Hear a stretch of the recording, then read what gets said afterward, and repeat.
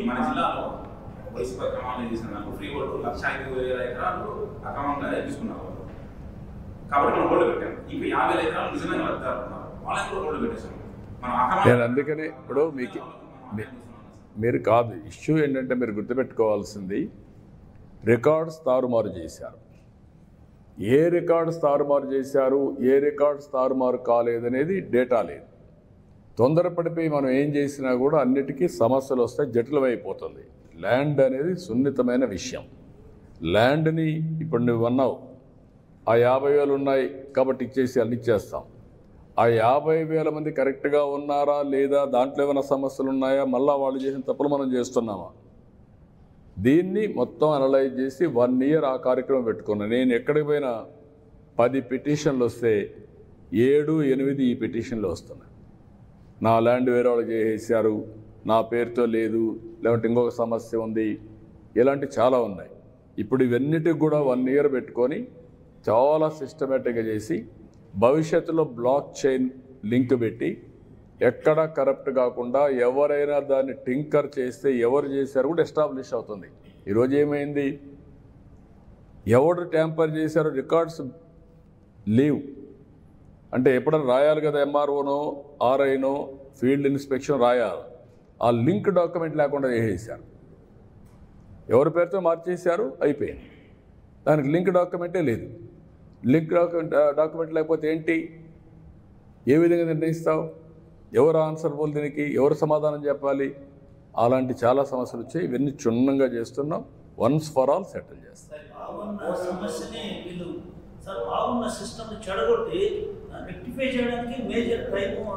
That is what I'm saying. ఒక ఆంధ్రప్రదేశ్ రాష్ట్రం ఒకప్పుడు land records one of the best land records. నేను సమైక్య ఆంధ్రప్రదేశ్, నాకు తెలంగాణలో ప్రాబ్లం ఉండేది. తెలంగాణలో ప్రాబ్లం నిజాం చట్టం, అది ఒక ల్యాండ్ 10 మందికి దానం చేసేవాడు. ఆంధ్రప్రదేశ్ చట్టం బ్రిటిష్ చట్టం, ఇది స్ట్రిక్ట్గా ఉండేవాళ్ళు. అందుకే ఒరిజినల్గా మీరు చూస్తే, నేను చిన్నప్పుడంతా కూడా మీరు కూడా చూసి ఉంటారు, జమాబందీ ఇవన్నీ పెట్టి ఊర్ల వారీగా మీటింగ్లు పెట్టి, కేఎం విఎం మీటింగ్లు పెట్టి, ఎంఆర్ఓ ఆఫీసులో ఆర్డీఓ అప్పుడు తహసీల్దార్ ఉండేవాడు, తహసీల్దార్ ఆఫీస్కి వచ్చి అవన్నీ సెటిల్ చేసేవాడు. నా ఆస్తి నా పేరుతో ఉందో లేదో చెక్ చేసుకునేవాళ్ళం. అలాంటి వ్యవస్థలన్నీ వీళ్ళు ఒక మంచి వ్యవస్థను కూడా నాశనం చేసే పరిస్థితికి వచ్చారు.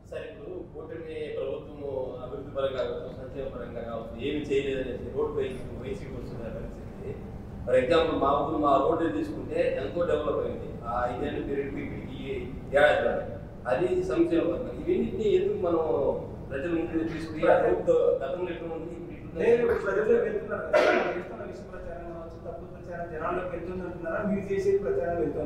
నేనేమంటానంటే తప్పుడు ప్రచారం తాత్కాలికం, చేసిన పని శాశ్వతం. చేసిన పనిని ప్రజల్లోకి తీసుకుపోవాలి, దాంట్లో సెకండ్ థాట్ లేదు. కొంతమంది, నేను నా రాజకీయ జీవితంలో ఎప్పుడు కూడా రాజకీయం ఫేక్ ఫెలోస్తో రాజకీయం చేయాల. వీళ్ళు ఫేక్, అవాస్తవాన్ని వాస్తవం చేయడానికే ప్రయత్నం చేస్తారు. ఒక కేస్ స్టడీ మీ అందరికీ. వివేకానంద రెడ్డి చంపి నేను చంపామని నా చేతిలో కత్తి పెట్టే పరిస్థితికి వచ్చారంటే కరుడు గట్టిన నేరస్తులు. అంతేకాకుండా అవినీతిలో కూడా మామూలు అవినీతి కాదు, ఆర్థిక ఉగ్రవాదులు చేయని అవినీతి చేసే పరిస్థితికి వచ్చారు.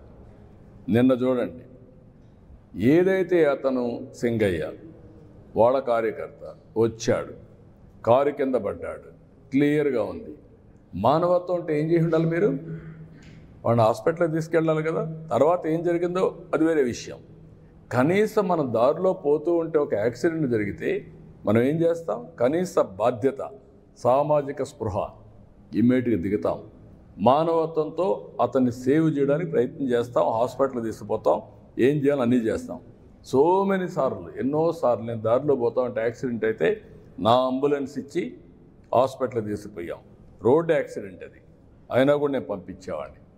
కనీసం నువ్వు నిలబడకుండా, కనీసం దాన్ని నీ మనుషులు అక్కడ ఒక కుక్క పిల్లల మారి తీసి రోడ్డు మీద పక్కన బారేసి, చెట్ల కింద బారేసి మీరు వెళ్ళిపోయారంటే, కంపల్లో బారేసి, మానవత్వం ఉందా మీకు? ఇప్పుడు ఆ అమ్మాయిని పిలిపించి బెదిరించి దాన్ని రాజకీయం చేయాలని చూస్తున్నారంటే వీళ్ళు మనుషులా వీళ్ళు?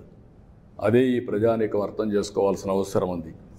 ఇలాంటి వాళ్ళని నీతిమాలిన వ్యక్తులు, లేకపోతే ఒక నేర చరిత్ర కలిగిన వాళ్ళు రాజకీయాల్లోకి వచ్చి రాజకీయ ముసుగేసుకొని, ఇప్పుడు నేను అడుగుతున్న వీళ్ళు చేసే నేరాలు మామూలు రౌడీలు అయితే వదిలిపెడతామండి?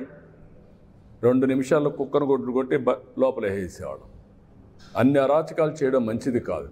ఆ అరాచకాలు చేసి రాష్ట్రానికే ఒక పెను సవాలుగా తయారయ్యారు, రాజకీయాలకే ఒక చీడ పురుగుల మారిగా తయారయ్యే పరిస్థితి వచ్చారు. ఎవరు ఏమైనా ఎన్ని చేసినా చట్టం ఉంటుంది, చట్టం దాని పని అది చేస్తుంది.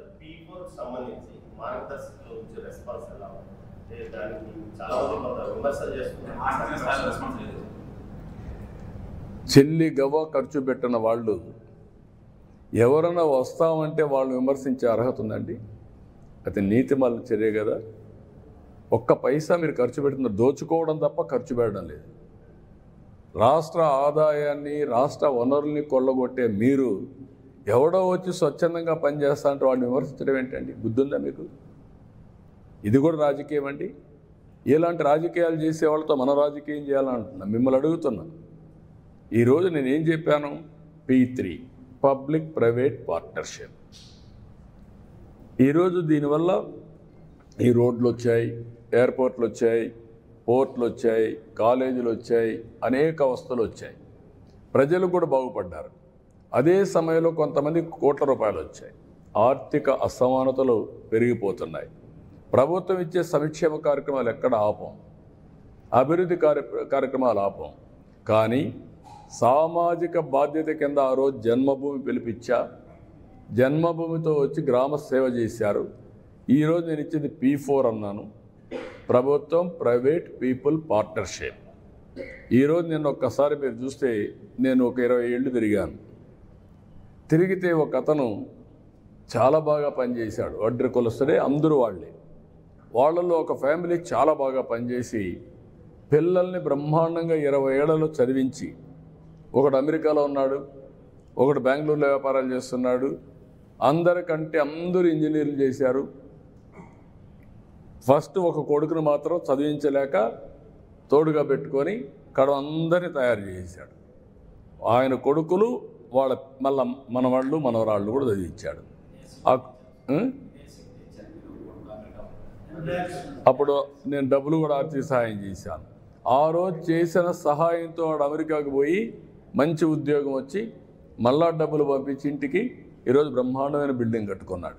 నేను ఒక 2-3 ఇండ్లు P4 కింద తీసుకుంటానని ముందుకు వచ్చే పరిస్థితికి వచ్చాడు. అది స్ఫూర్తి.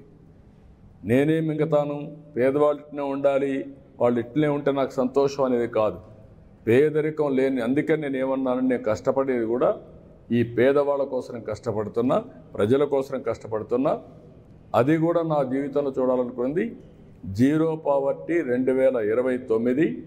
అక్కడి నుంచి ఆర్థిక ఇంకా మెరుగైన జీవన ప్రమాణాలు క్రియేట్ చేసే వ్యవస్థ, ఆర్థిక వ్యవస్థలో ఆర్థిక అసమానత తగ్గించే వ్యవస్థకు శ్రీకారం చుడతాం.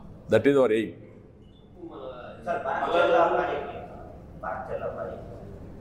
ఓకే అమ్మ, బనకచెర్ల ఎవ్వరికి నష్టం లేదు. కొంతమంది మాట్లాడుతున్నారు, ఇది కరెక్ట్ కాదు. తెలంగాణలో కొన్ని ప్రాజెక్టులు నేను సమైక్య ఆంధ్రప్రదేశ్లోనే దేవాదులు నేనే పునాదులు వేశాను. ఆ రోజు లిఫ్ట్ ఇరిగేషన్ పెట్టా. శ్రీశైలం SLBC, ఇప్పుడు మాధవరెడ్డి కెనాల్. అది చూసిన తర్వాత ఆ రోజు నేను దేవాదుల ప్రాజెక్టు కూడా లిఫ్ట్ ఇరిగేషన్ సాధ్యమని గోదావరి పైన ఆ లిఫ్ట్ ఇరిగేషన్ పెట్టాం. అదే సమయంలో ఇక్కడికి వచ్చిన తర్వాత ఆంధ్రాలో పుష్కర, తాటిపూడి 2 లిఫ్ట్ ఇరిగేషన్ తీసుకొచ్చాను. తర్వాత కొన్ని వీళ్ళు దేవాదుల ఇవన్నీ కూడా వచ్చాయి. రాజశేఖర్ రెడ్డి ఉన్నప్పుడే ఎల్లంపల్లి అన్నారు, అది రాలేదు, అది కూడా పెద్ద స్కామ్ అయింది. తర్వాత ఈరోజు వీళ్ళు దేవాదులు తీసుకొచ్చారు. గోదావరిలో నీళ్లున్నాయి, పైన ఉండేవాళ్ళు వాడుకుంటారు, కిందలో వాడుకోవచ్చు. 2000 TMC నీళ్లు సగటున 100 సంవత్సరాలు సముద్రంలోకి పోయినాయి.